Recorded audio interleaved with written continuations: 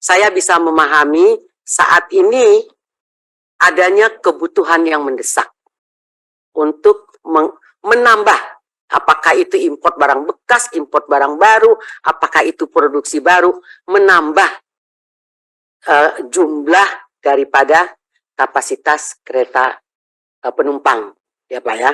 Nah itu yang saya bisa tangkap nih. Bagaimana caranya setelah itu.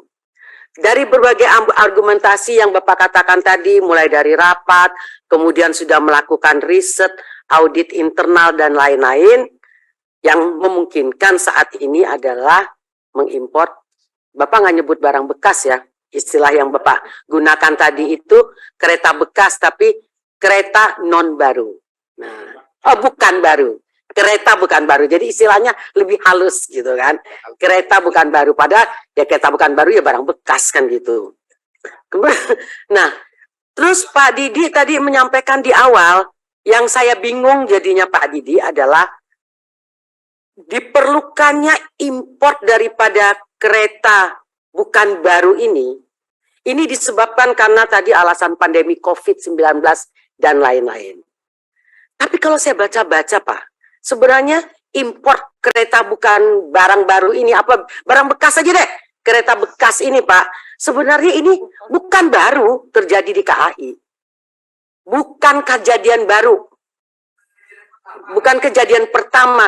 Ini udah lama KAI ini import barang bekas. Kereta bekas ya, barang bekas lah, kereta itu kan barang. Import barang bekas itu udah lama gitu loh. Iya kan, gerbong bekas deh, sopannya gerbong bekas. Itu bekas aja pokoknya, bukan baru. Jadi gua ngomongnya juga bingung jadinya. Karena istilah baru ini jadi bingung. Dan sampai karena seringnya sepertinya KAI ini ketagihan mengimpor barang bekas ini gitu loh Pak ya. Itu sampai Menteri BUMN 2013 itu sudah melarang, mengeluarkan moratorium untuk mengimpor kereta bekas ini Pak. 2013 itu Pak. Jadi kalau alasan Bapak itu saat ini adalah karena COVID-19, karena ini, ya saya nggak bisa terima. Karena ini bukan kejadian yang baru. Kalau ini merupakan kejadian baru, saya bisa terima Pak. Nah sekarang salahnya di mana? Kan begitu Pak. Saya sepakat apa yang disampaikan Pak Andre tadi.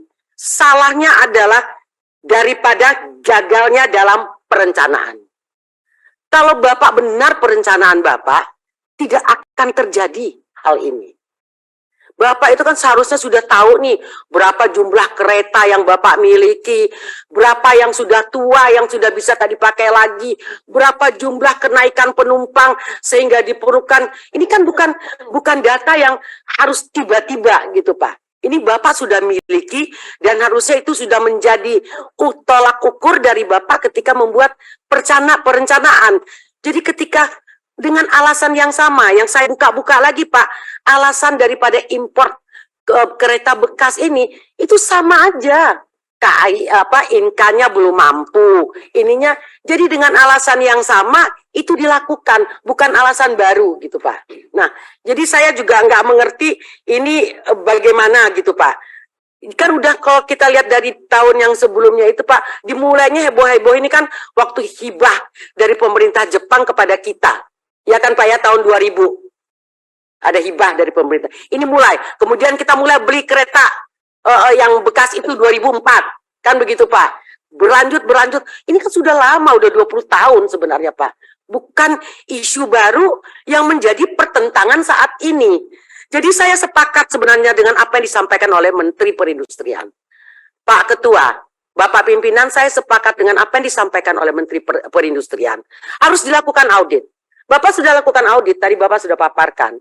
Jumlahnya segini-segini, tapi supaya fair, saya rasa audit itu bukan audit internal, tapi audit eksternal, Pak. BPKP apalah, ya BPKP ya kita tahulah audit administrasi nanti. Tapi yang auditor gitu loh, yang bukan mengenai administrasinya, ya kan? Tetapi auditor yang sebenarnya kebutuhannya tuh berapa sih? 5 tahun ke depan, 10 tahun ke depan, sehingga ini itu loh Pak, itu harus ada sehingga langkah-langkah yang tadi Bapak sampaikan akan diputuskan itu menjadi apa namanya, mempunyai tolak ukur yang jelas. Sekarang apakah kita chaos?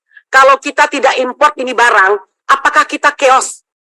Karena import pun itu kan sudah lewat. Kita kan biasanya chaos itu di tahun baru. Kita biasanya chaos itu kan di Lebaran. Ini kan udah lewat semua kekeosan kita. Apakah memang ini suatu urgensi yang kalau kita tidak import ini chaos?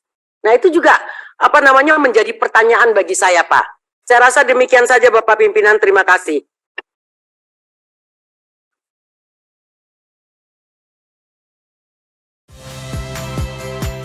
Saya Niluh Puspa. Saksikan program-program Kompas TV melalui siaran digital, pay TV, dan media streaming lainnya.